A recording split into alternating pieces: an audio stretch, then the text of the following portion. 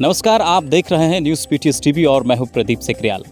आज के इस एपिसोड में हम आपको आपदाग्रस्त क्षेत्र की ग्राउंड रिपोर्ट दिखाएंगे और साथ ही उत्तराखंड सरकार के द्वारा आपदा पीड़ितों के साथ किस तरह से मजाक किया गया है वो भी आज के इस अंक में हम आपको दिखाएंगे।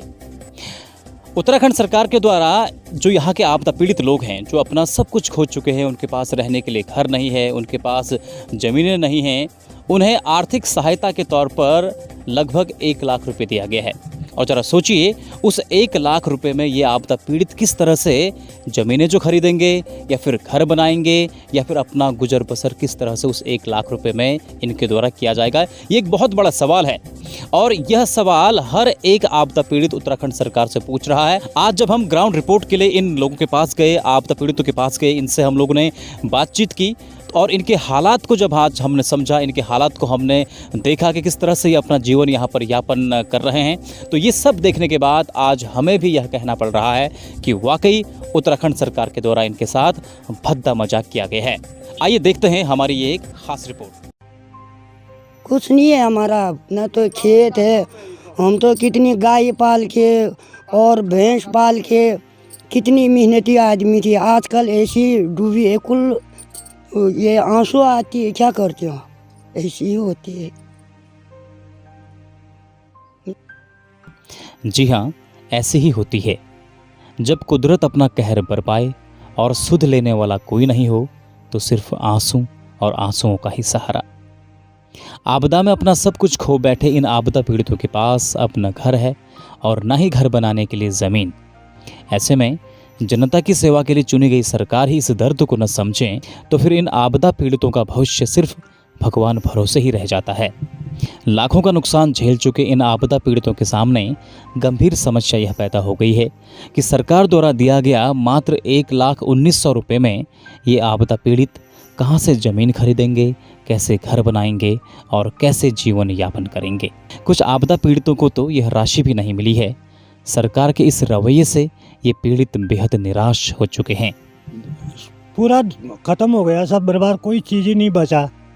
मतलब ये खाने पीने का राशन पानी कुछ भी नहीं बचा। और ऐसे एक बदन का एक कपड़ा पहना था, वैसे ही गए हम। वो ये भी बाद में ये धीरे धीरे किसी ने इधर उधर वो अपने मित्र था कोई, वो उन लोगों ने कभी कपड़ा किसी ने दिया, एक कपड़ा किसी ने दिया पहनने के लिए। तब धीरे धीरे अभी हम बदलने के लिए कपड़ा अपना बनाया। अभी ओढ़ने बिछाने के लिए बिस्तर भी कुछ नहीं है हमारे पास, और यहाँ रहने लायक है नहीं, कहाँ रहूँ। और कहीं अच्छी जगह हमारा विस्थापन कर दिया जाए, यही मांग हमारा। अब जिन लोगों का मकान है उन लोगों को अभी तो कुछ मिला ही नहीं है। जिन लोगों का मकान पूर्ण रूप से ध्वस्त हुआ है उन लोगों को 1,19,00,000 का चेक मिल लगा है और बाकी को क्या मिल लगा है, कुछ नहीं। थोड़ा फसल का मिला था 2-3 हज़ार रुपये, और क्या मिला है, कुछ नहीं। तहसील बंगापानी का मोरी गांव एक समय हरा भरा और खुशहाल था, लेकिन इस बार की आपदा ने यहाँ के ग्रामीणों को बेघर कर दिया। कुछ लोग आज भी सरकारी स्कूल भवन में रहने को मजबूर हैं, लेकिन इन्हें डर इस बात का है कि इन्हें यहाँ से कभी भी हटाया जा सकता है। ये पीड़ित सरकार की उपेक्षा के कारण अपने भविष्य को लेकर बेहद चिंतित हैं। टोटली समस्या ऐसा, मकान नहीं ठहरा, रहने को ठंडा हो रहा है ये टीन की बिल्डिंगों में। यहाँ पर भी मत बैठो बोल रहे थे पहले तो, अब हम जाते कहाँ, इसे अपनी जिद से यहाँ पर बैठे हैं। और ये 2-4 वो जो सुविधा के लिए कंबल दिए थे वो भी जमा करो, आज करो, कल करो, ऐसा आदेश हो रहा है। हम अपनी मजबूरी से नहीं दे रहे हैं उनको भी। अब धारचूला मुंशियारी में इस तरह के दर्जनों गांव हैं जो आपदा का दंश झेल चुके हैं। कई अपनों को खो चुके हैं, कई बेघर हो चुके हैं, लेकिन उत्तराखंड सरकार और केंद्र सरकार को इन आपदा पीड़ितों के दुख दर्द से कोई लेना देना नहीं है।